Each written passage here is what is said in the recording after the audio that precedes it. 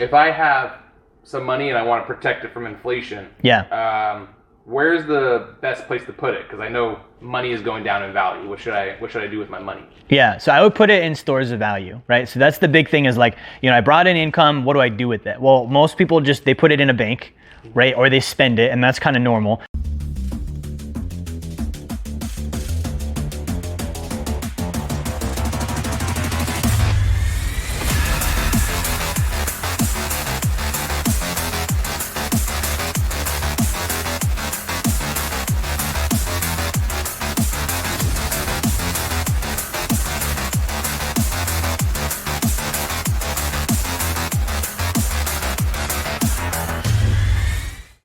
If somebody thinks they're educated, maybe they're going to put it in crypto or stocks or their retirement account, but that's not really what the wealthy have done. They haven't gotten wealthy by giving it all to Wall Street. They haven't gotten wealthy by locking it up in accounts that they can't touch till they're 60. They don't get wealthy by putting it in something that loses 75% of its value in a month, right? They get wealthy by putting it in real stores of value, right? So traditionally, those stores of value have been gold, silver, not paper or digits, like physical gold and silver.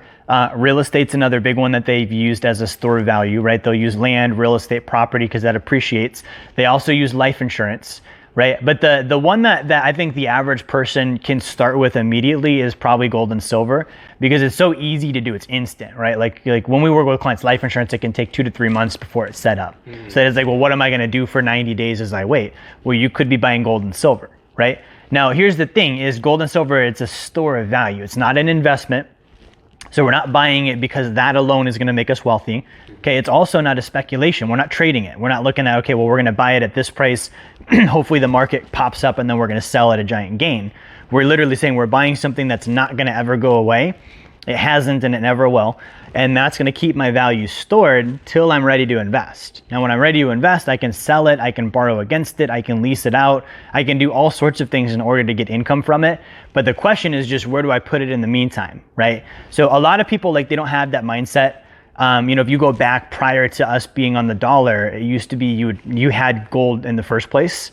And the purpose of a bank was actually a place where you'd give them your gold. They would give you a certificate saying, Rob, I'm holding your gold.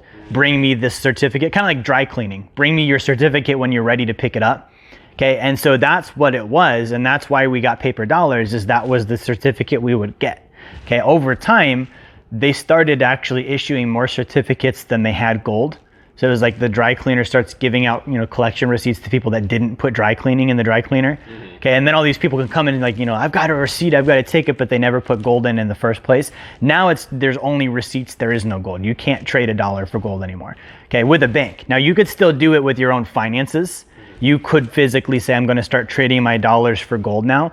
And that's you going back to that system, which was a very successful system. And it's a system the wealthy still use. Right, so you would take your dollars and you would go to a gold broker and say, I want to trade this dollar for this gold. You would either keep your gold or you'd put it in a depository, and then you'd have it there until you're ready to either sell it, like I mentioned, borrow against it or lease it out. And you would want to get those back to the gold because that actually has value. It's like something physical. Yeah. It's got a lot of uses, and it also there's a finite amount of it. It's not just like they're just not just going to create more of it. Totally. And that's the thing is like gold, it's literally like arguably the most useful periodic element. So we're not talking about theory. We're talking about when you were in 9th grade science and they went over the periodic table of elements, that's the best one, right? Like there's the most things you can do with that. So the idea that, like some people have this like, oh, it's just a shiny rock. What am I going to do with it? Right? Well, it's not what you're going to do with it. You're going to hold it. That's what you're going to do. You're going to store your value in it. But the reason why it's valuable is what other people can do with it. Right? Like there's so many uses for gold. And so that's really what we're looking at is, okay, well, that's why we buy gold, right? And then the other thing too is like, okay, well, once I've bought it, right, I have to understand that I'm in it for the long term. It's a 5-year hold at least. It's something that I'm keeping, for me forever. I'm never going to get rid of my gold, right? And so because of that, I want to keep buying more and accumulating it. So it's like it's a patience game. You have to be willing to get it, keep it, not just like feel like anxious, like you have to get rid of it or something because it's not currency. Totally. And that's the point is it's not currency. We don't want it to be currency. Currency goes down in value, right?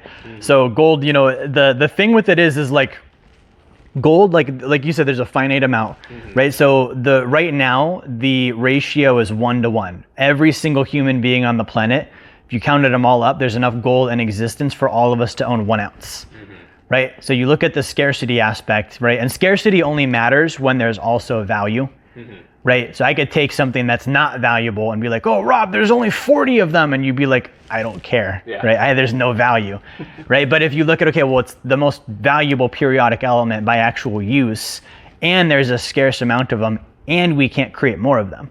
The only way that they can create gold is they have to duplicate a supernova, which is the explosion of a star, right?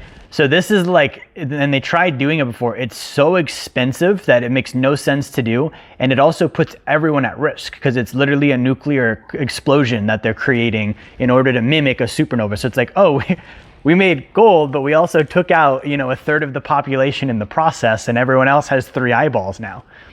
Yeah, so on this planet, it's finite, but maybe like at some future date, they might find it on some other planet or some asteroids or something like that. But that's what if, And here's the thing is, even if they did, they can't go to outer space without gold.